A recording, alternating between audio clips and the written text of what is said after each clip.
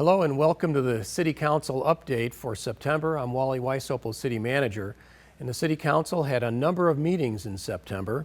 We met regularly on the 13th and the 27th, and then had special meetings on the 20th, and then also another special meeting, this time with the school board, meeting jointly on the 7th.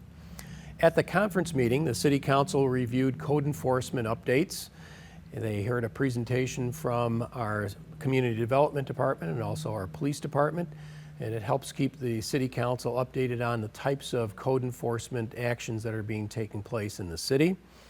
The City Council also had a discussion about the types of minutes being used for City Council meetings, and was discussing the possibility of moving from a general meeting minutes to a more action meeting minutes, provided that the City Council makes the videos available for the public to review. The City Council also had a discussion about the park improvement plan and the two committees that have been meeting, discussing the refinements to the park improvement plan and then also financing updates on how that can be accomplished to construct all the parks over a 5 to 10 year period.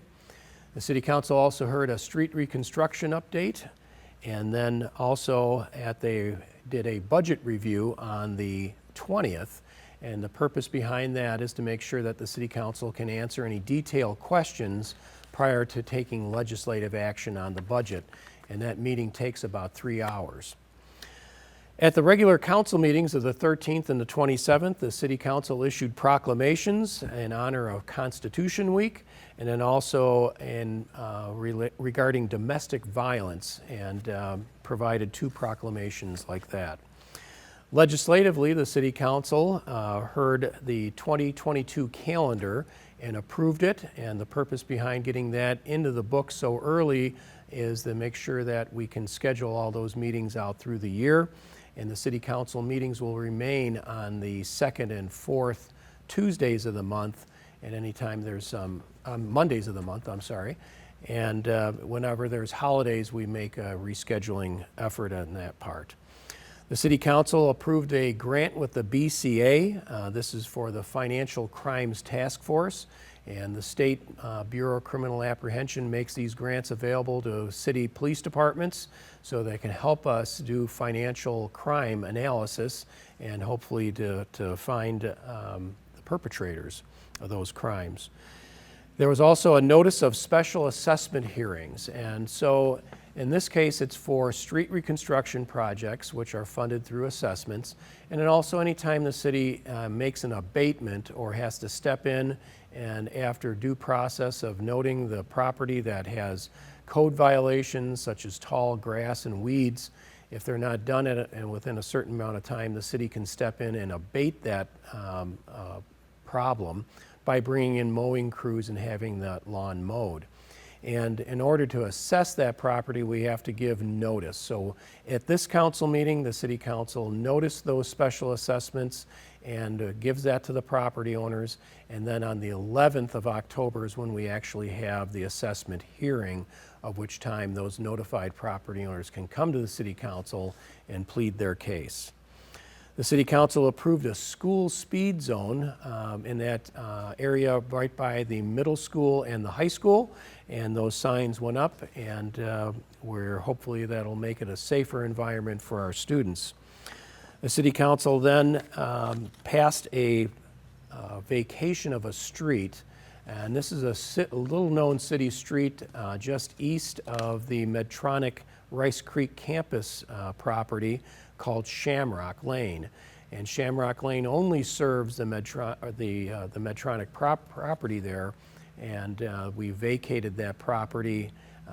Actually, it serves the Cummins property that goes there. That's just east of the Medtronic property.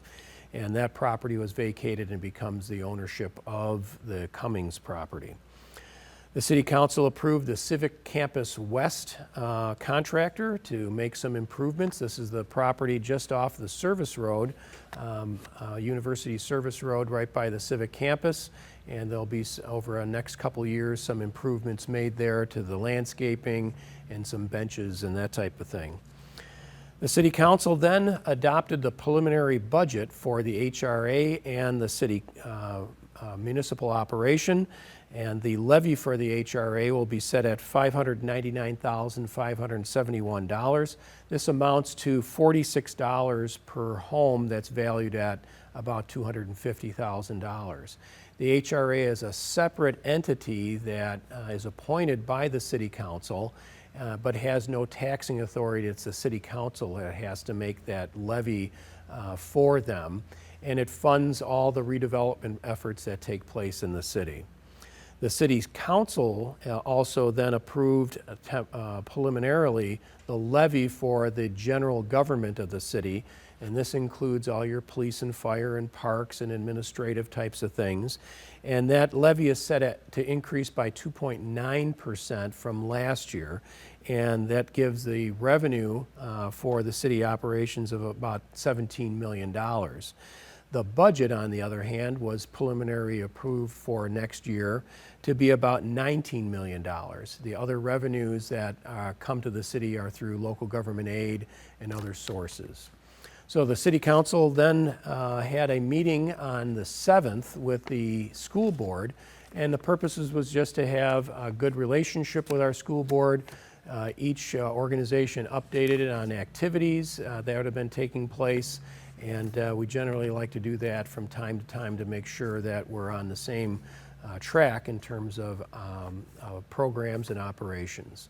So that was the City Council activities for September. Thanks for tuning in, and we'll see you in October.